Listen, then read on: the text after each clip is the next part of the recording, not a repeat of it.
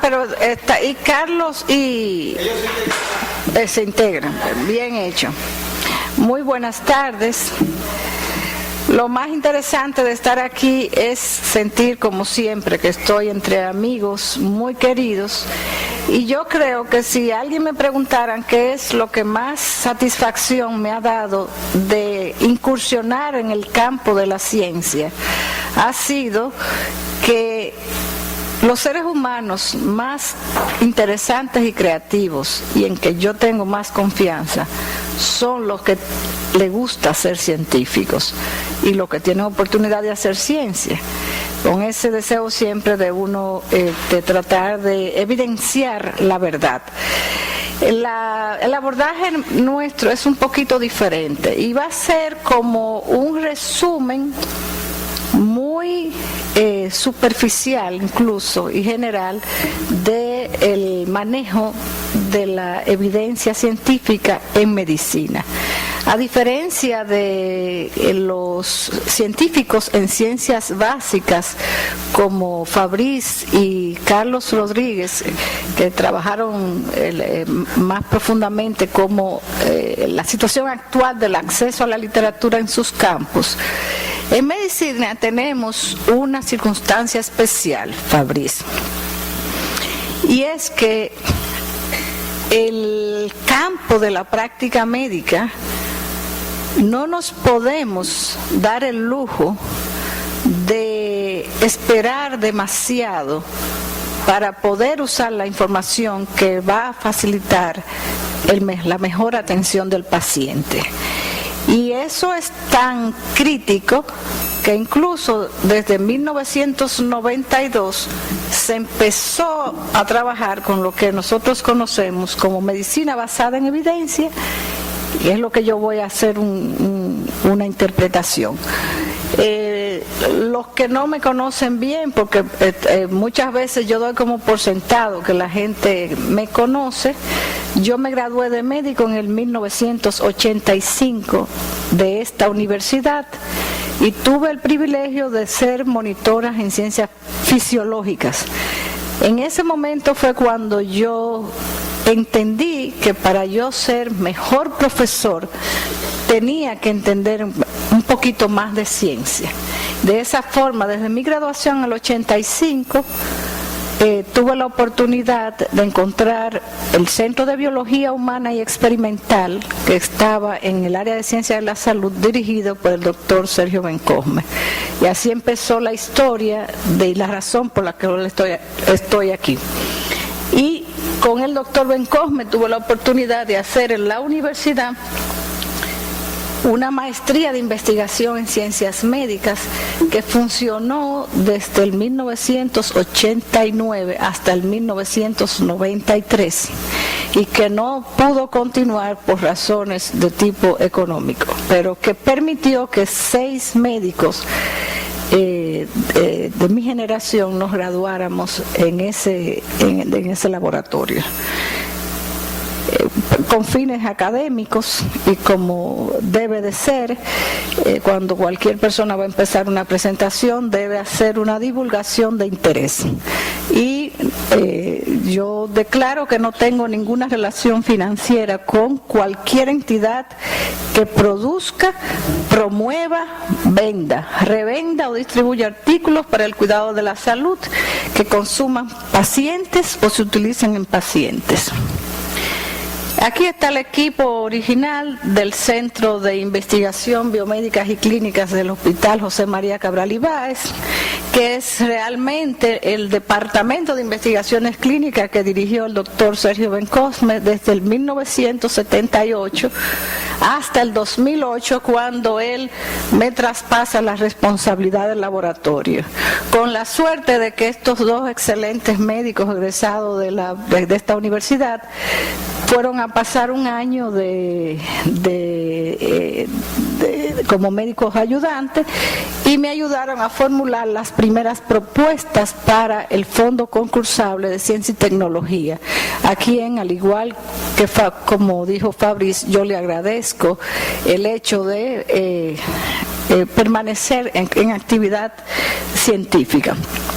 Aquí tienen el Centro de Biología Humana y Experimental. En este momento, en 5 años, hemos tenido el privilegio de ganar 7 propuestas. En el 2014 ganó una nueva propuesta y nuestro los campos de trabajo que estamos ayudando a desarrollar, tenemos la preeclampsia, la que ya hay 3 proyectos que han ganado en preeclampsia, está el trabajo de predicción, otro trabajo de predicción y uno que ahora va a trabajar en prevención. Está aquí, se está conformando la unidad de neurocognición y hemos integrado obviamente a una persona que tiene mucho más experiencia que nosotros en este campo por muchos años, el doctor Martín Medrano, y nos colabora con nosotros la doctora Vera Novak, una PhD de la Universidad de Harvard, experta en el cerebro del envejeciente y trabaja tanto con diabetes como hipertensión. Este es el laboratorio en este momento. ¿Qué es la medicina basada en evidencia? Los médicos, como yo les comenté al principio, no podemos, en salud, no podemos dar el lujo de perder tiempo en entender qué es lo que está pasando para mejor atender nuestros pacientes. Y la medicina basada en evidencia es la práctica de tomar decisiones médicas con la identificación, evaluación y aplicación razonable de la información más relevante. Y es mucho más que leer artículos. La medicina basada en evidencia requiere de la integración crítica de la mejor evidencia de la investigación con el experticio del clínico y la situación clínica en el cual el médico se encuentra. Y no sola. Ajá.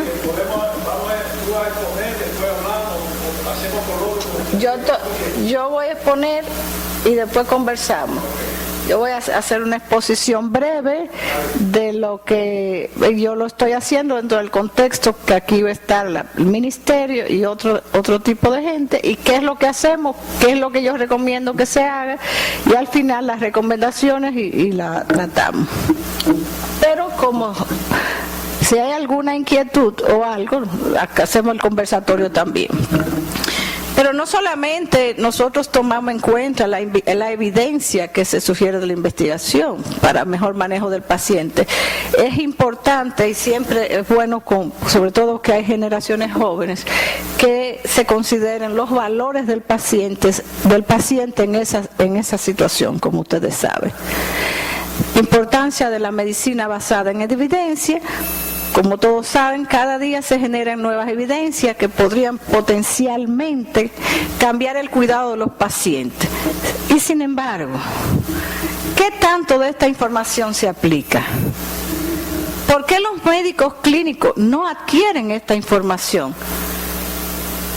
Hay una situación, la falta de tiempo y la falta de conciencia de que este es un tiempo que hay que integrar en la actividad profesional médica, colabora a que los médicos no siempre se actualizan. Muchas veces se usan libros no actualizados, y esta situación que tenemos, que es el volumen de información que ha aumentado exponencialmente en los últimos 20 a 30 años de manera interesantísima.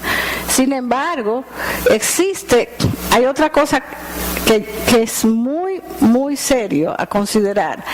Existen muchos casos, correlación negativa entre la actualización del conocimiento de los médicos y los años de su graduación. Entre más tarde ese médico tiene de su graduación, más obsoleto tiene el manejo de la información para manejar los pacientes. Y otro aspecto interesante es que no siempre las revisiones que se han hecho, en lo cual se ofrecen cursos tradicionales de medicina basada en evidencia, no han visto que necesariamente tengan impacto en cambiar la práctica clínica y cambiar el desenlace de los pacientes. Pero ¿qué pasa cuando se ignora esta situación de tener ese ejercicio continuo de la evaluación de la información. Fíjense qué interesante. Aquí esta es una tabla donde ustedes ven cómo el no tener sistemas de actualización afecta directamente en salud en asuntos importantes. Por ejemplo, la sangría, que ustedes sabían de que se usaba desde 500 años antes de Cristo. Se supo que hacía daño y se usaba para todo. Todas las enfermedades agudas se hacían sangrías. Desde el 1820 se sabía que eso era dañino, que eso no sabía para nada. Sin embargo, cesó de esa práctica de hacerse sangría en el 1910. Eso para irme lo más atrás posible. En el 1957 se empezó a usar talidomida para los problemas en la mañana del embarazo temprano. Y esto conllevó el uso de la talidomida a alrededor de 8,000 niños con malformaciones de forma severa.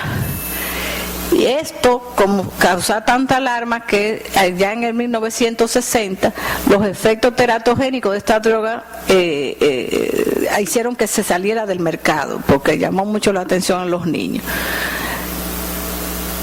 Desde el 1900 se está recomendando que las personas que tienen dolor en baja espalda reposen, y en el 1986 todavía muchos doctores recomiendan que la gente tiene que reposar para el dolor de espalda baja, y eso es una práctica que no necesariamente mejora.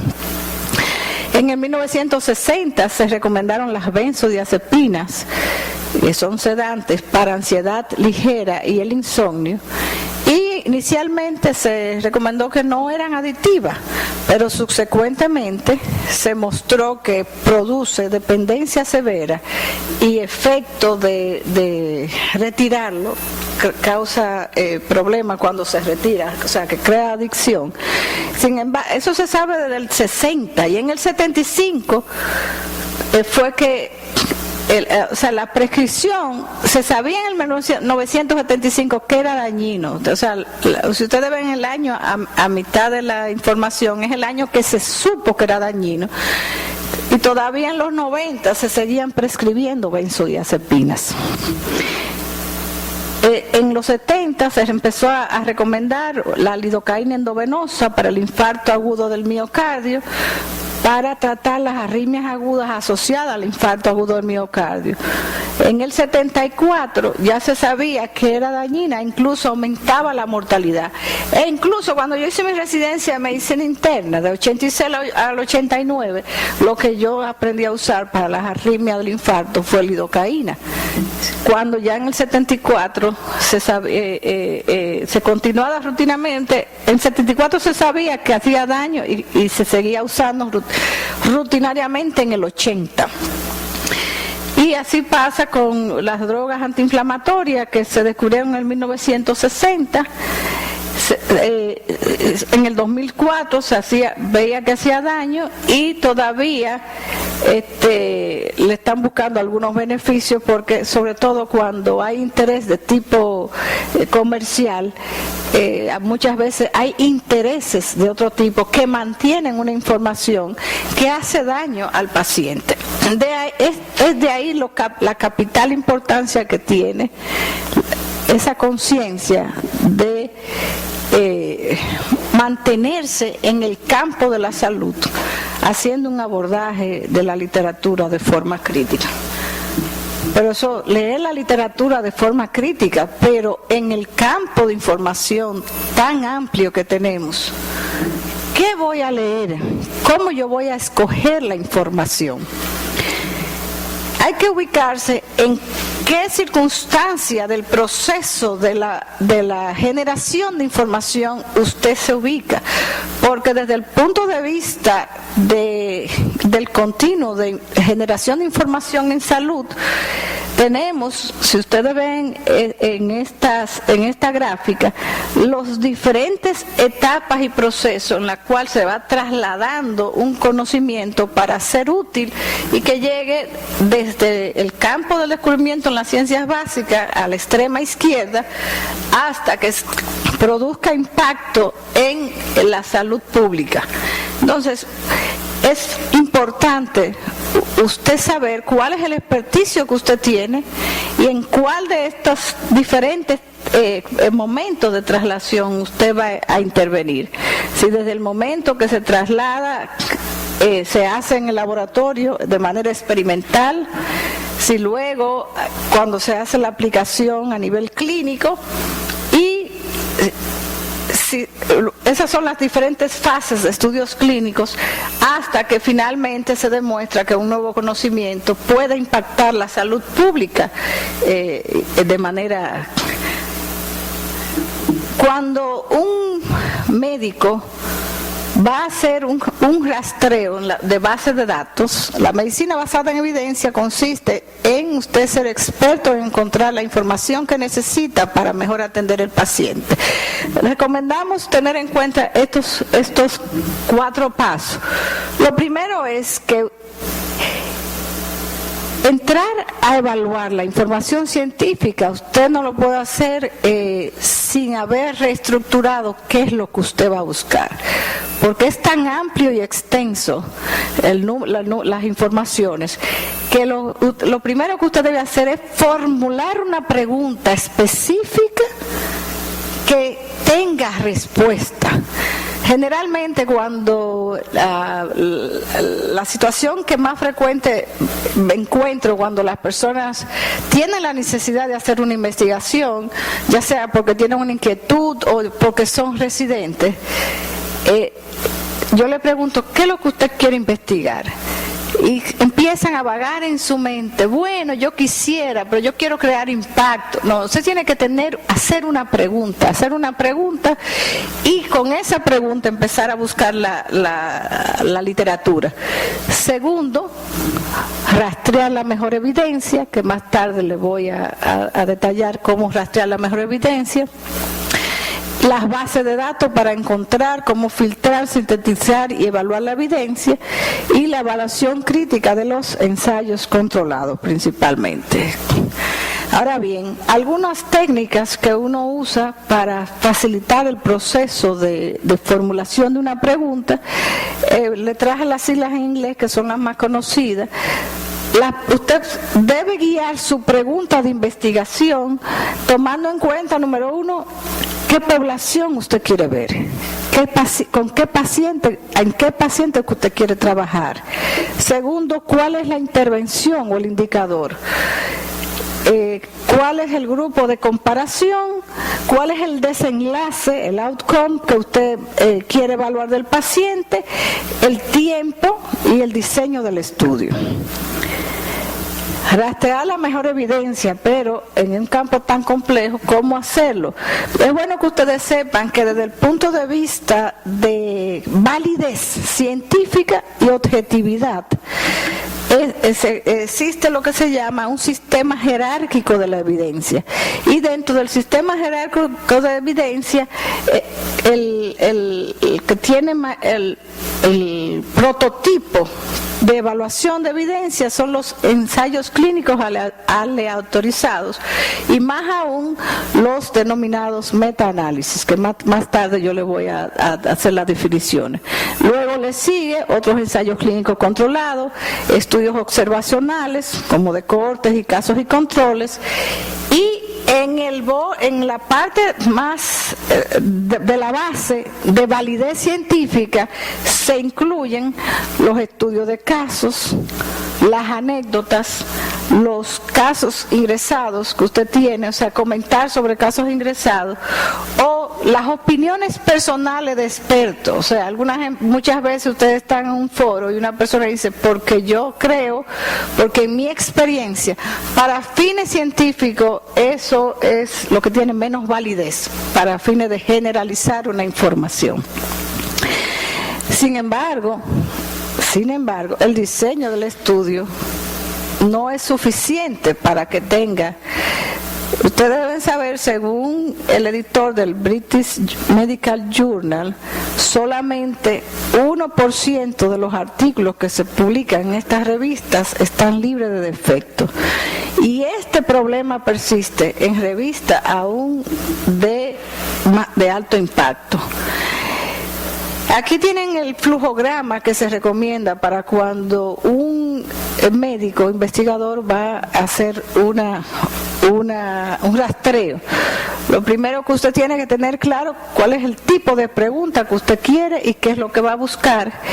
Y si usted va a hacer, si tiene una intervención, lo más recomendable es ir a la red de Cochrane, que han hecho una labor encomiable para hacer revisiones sistemáticas y sobre todo metaanálisis con validez y como fuente de partida en usted ponerse al día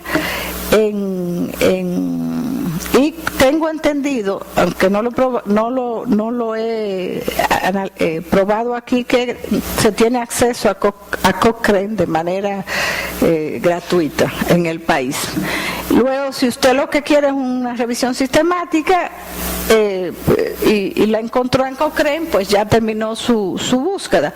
Si no es una revisión sistemática y no va a Cochrane, usted entonces se va a buscar bases de datos. Y, por ejemplo, hay diferentes bases de datos, como base de datos de abstractos y revisión de efectividad. Busca revisión sistemática, usted encontró lo que quería, que está ajustado a lo que quería y paró ahí. Si no es una revisión sistemática, puede buscar ensayos clínicos controlados como tema central y si tiene la información que tiene, pues ya paró ahí. Si no es eso, entonces va a las preguntas en PubMed, donde va a ver los estudios de ensayos clínicos controlados con un abordaje crítico, y luego, si no hay estudio, usted va a las bases de datos generales que ustedes tienen en internet y otras bases de datos. Es importante saber que a medida que usted baja en el sistema, tiene menor validez científica, es menos fuerte en relación a la parte científica. Entonces, es recomendable que usted utilice por lo menos 2 bases de datos, que pueden ser cualquiera de estas dos. La más frecuente utilizada es la Cochrane Library y la PubMed y Medline, que siempre nosotros usamos. Está ScienDirect y otras métodos de búsqueda con menos validez son esas que están mencionadas aquí. Consejos y tácticas para un médico, un estudiante de medicina, encontrar información. Paso número 1, escriba su idea de manera clara en una frase o 2. Paso número 2, quite las palabras que están alrededor de sus keywords y luego señale las palabras con quien usted va a buscar información. Después, usted le va a agregar, dependiendo de si quiere ampliar o estrechar la búsqueda, las conexiones como and, or not. Y como ustedes saben, si usted le agrega and, usted la amplia, o si le agrega or, la hace más amplia. Not es para quitar la información que no le interesa. Eso te lo hace de forma automática. Si los datos no son perfectos, si son tan difíciles, entonces, ¿qué podemos hacer en medicina? ¿Qué hacer? ¿Qué es lo que hacemos continuamente nosotros en nuestro diario vivir? Valoramos revisiones sistemáticas, guías de manejo que son continuamente, y ahora mismo el sistema de salud pública está trabajando con las guías de manejo y protocolos. Por eso hice especial hincapié, de todas las que yo le he mencionado, el metaanálisis hecho por gente capacitada. Ustedes deben saber que hay equipos de bioestadísticas y personas entrenadas en salud pública que hacen metaanálisis, y eso tiene un diferente abordaje bioestadístico para producirlo. Y siempre en cada parte de la evaluación de la información tiene mucho que ver quién hace la información, dónde se hace y, por supuesto, la fortaleza del equipo que lo hace. Entonces, el metaanálisis, como su nombre bien dice, se refiere al análisis de análisis.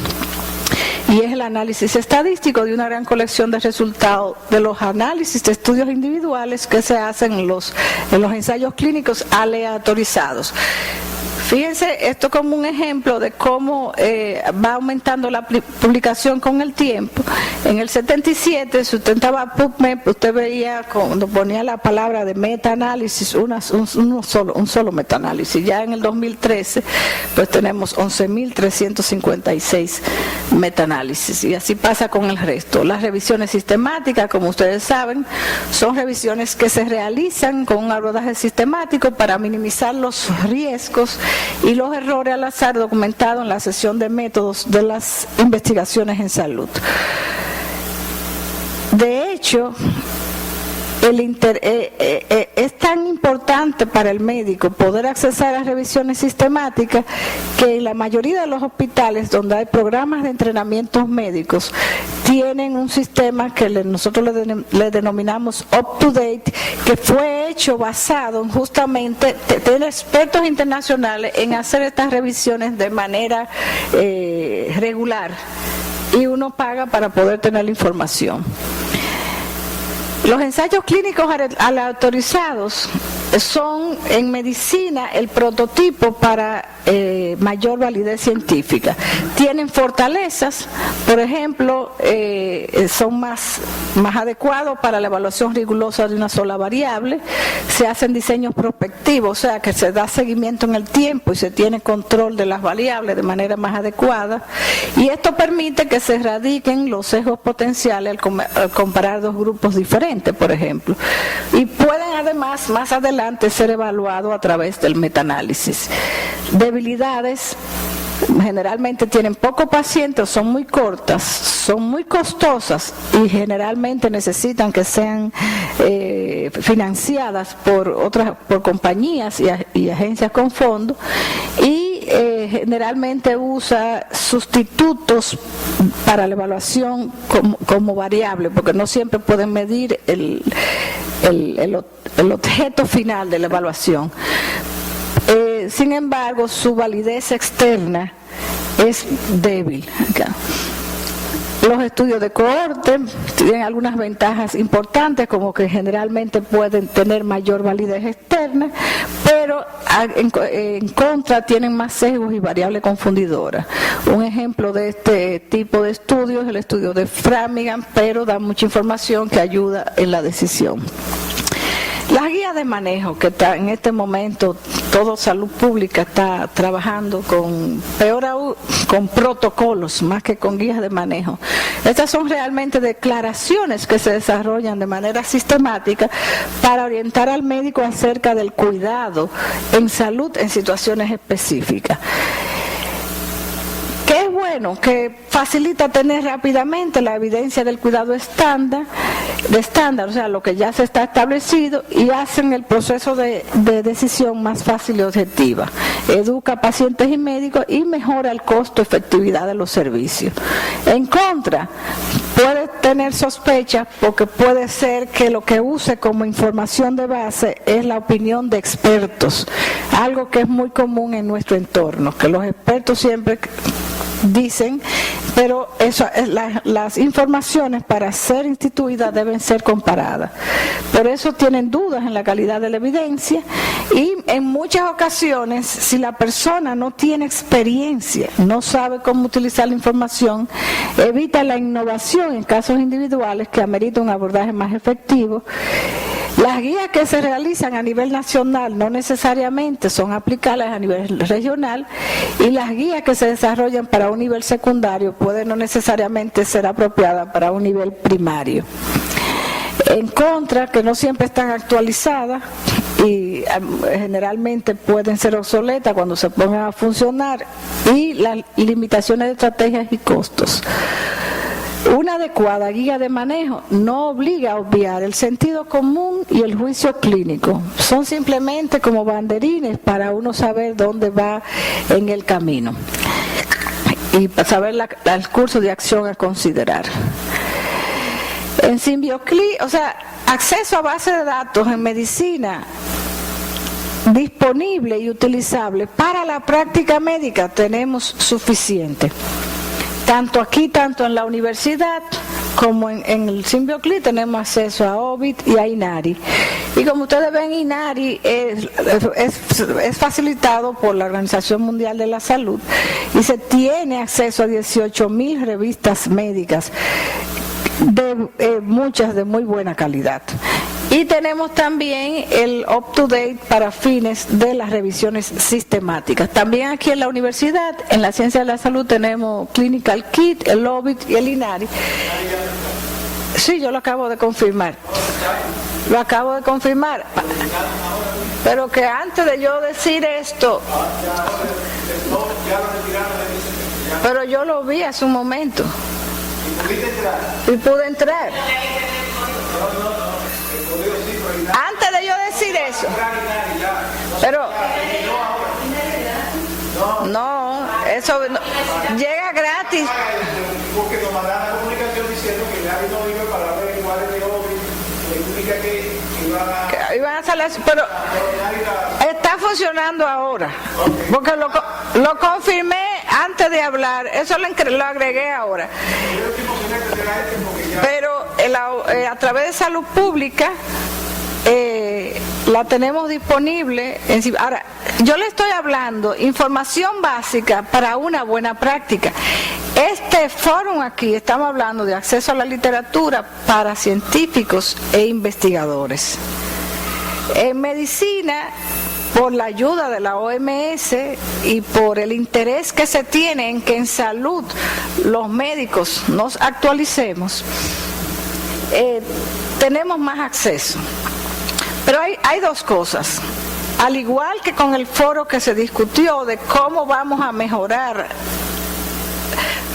la generación de información aquí, la diseminación de la información aquí, cómo nos vamos a conectar con el mundo y cómo nosotros nos vamos a poner de acuerdo para República Dominicana, desde el punto de vista logístico, no tiene ninguna razón para no estar actualizado en el entendimiento de la literatura científica. Tenemos bastante acceso a Internet, no tenemos problemas de comunicación.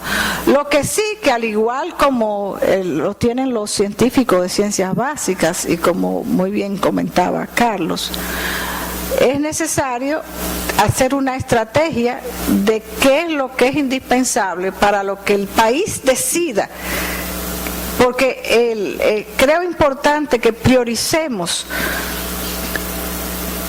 qué tanto podemos hacer y cómo lo podemos mejorar. Y una estrategia sensata es la colaboración estratégica entre todas las instituciones que tienen que ver con el sector salud.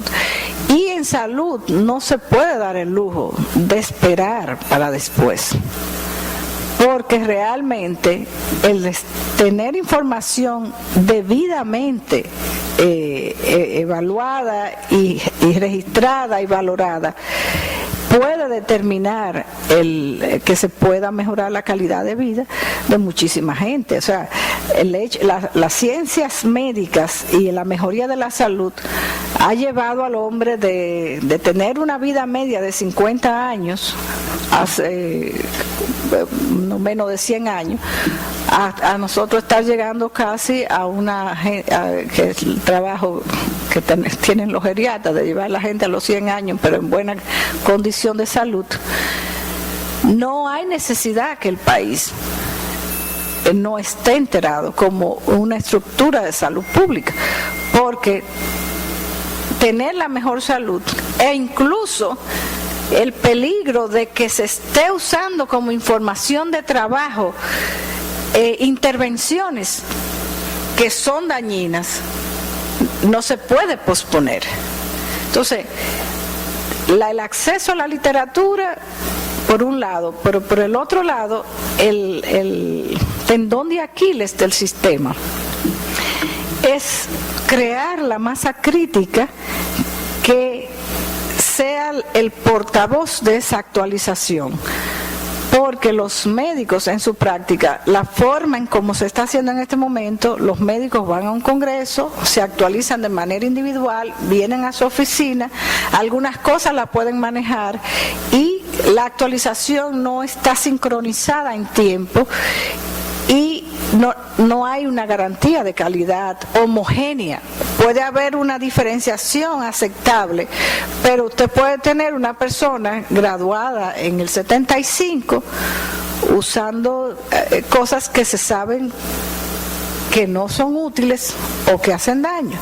E incluso la falta de conciencia en el manejo de información está causando estragos serios en manejo de medicamentos. Por ejemplo, uno de los problemas más graves que tenemos ahora en el campo de las infecciones es el problema de la resistencia a los antibióticos. Y aunque la gente lo sabe, los médicos lo saben, el mal uso de antibióticos está creando... O sea, cada acción en salud que no se aborda de manera adecuada, científica y críticamente, impacta inmediatamente la calidad de vida de las personas y la población. Entonces, por eso me parece muy interesante y siempre creo que es pertinente priorizar este aspecto en el área de la salud, y dentro del manifiesto que vamos a escribir, que conversamos en un momento, el grupo relacionado con la salud, creo importante que debemos hacer un análisis crítico de que incluso la falta de comunicación hace que los recursos se pierdan, porque mucha gente tiene suscripciones individuales a revistas y gasta muchísimo dinero, instituciones tienen otras y nadie usa la información.